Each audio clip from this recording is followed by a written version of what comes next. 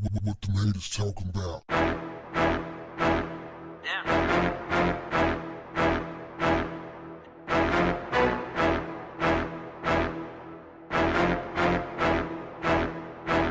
What's up, family?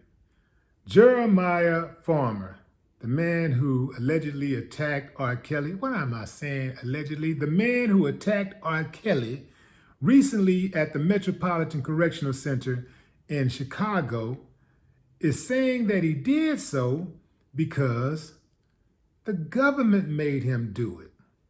Yeah, he said that a jail personnel said that, do it. And he took his marching orders and assaulted R. Kelly as the guards watched. They allowed it to happen. And he said they didn't intervene until R. Kelly sustained serious injuries. This guy identifies himself as a member of the Latin Kings gang. He's doing time for a racketeering case that includes 2 murders. So this is a cold-blooded murderer. Now, why would honest, hardworking officers allow an inmate to attack another inmate? Well, fam, Jeremiah said it was because he has a racketeering case and he needed to bring some attention to it. And they told him, well, that would be a good way to bring some attention to his case if he attacked R. Kelly.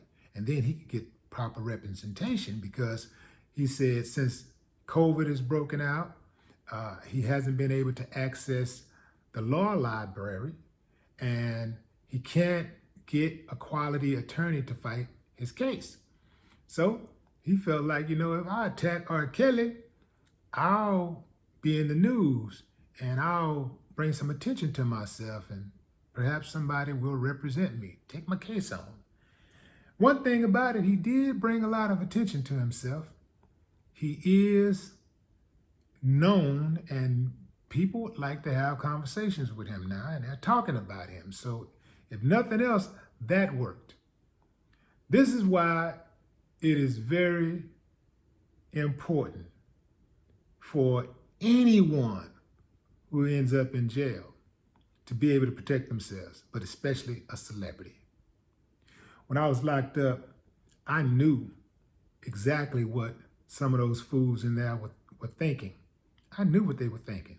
In their mind, oh, I'm gonna ride on Willie D, get my name in the news. I'm gonna come up, I'm gonna be the man if I ride on him.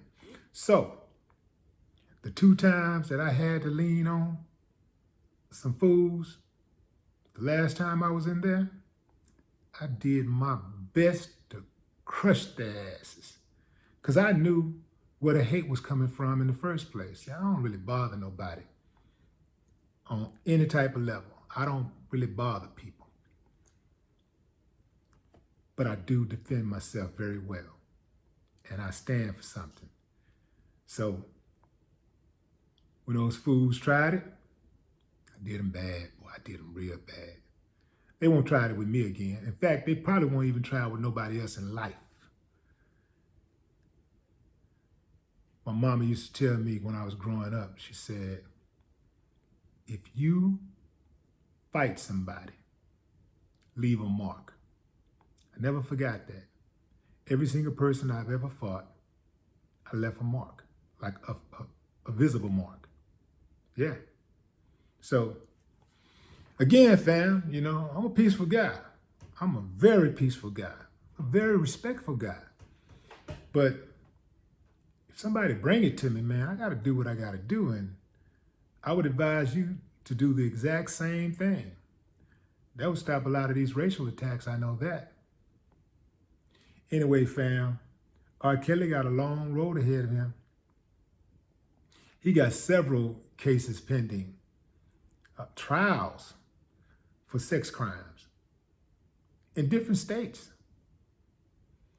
His lawyers are trying to use that little last piece of information as one more piece of documentation to try to sway the judge to allow him to go home, because they're saying that it's just too dangerous for R. Kelly to be in jail. So, and the judge each time has denied them. And I'm sure he'll deny them one more time.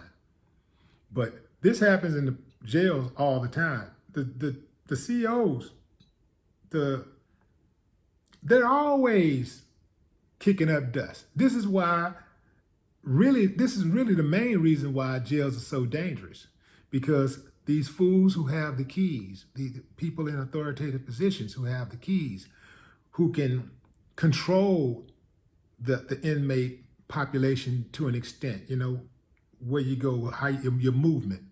They can, if they don't like you, they can come get you in the middle of the night, put you in a cell, in a different cell, and then open your cell up and let a fool in there with a knife and let them stick you. They can put 2 or 3 dudes in a cell with you with knives. You're unarmed. What's your likelihood of survival? Even if you were armed, what's your likelihood of survival when you got 3 or 4 people poking at you? These officers, man, this is where the corruption is. The corruption, like I say, leadership starts at the top. So all of that corruption on all these levels, all of these institutions, it's structural corruption. It's not 1, 2 individuals or just one bad apple. It's systemic. And this is why you can't get rid of it. You can only manage it. Cold game, fam. R. Kelly, man. Ooh-wee, man. But that is one sad story. Well, looking back on that, looking at all of that promise, threw it all away. Anyway, fam, drop a comment. Let me know what you think about this. No more talk. What the haters talking about? Yeah.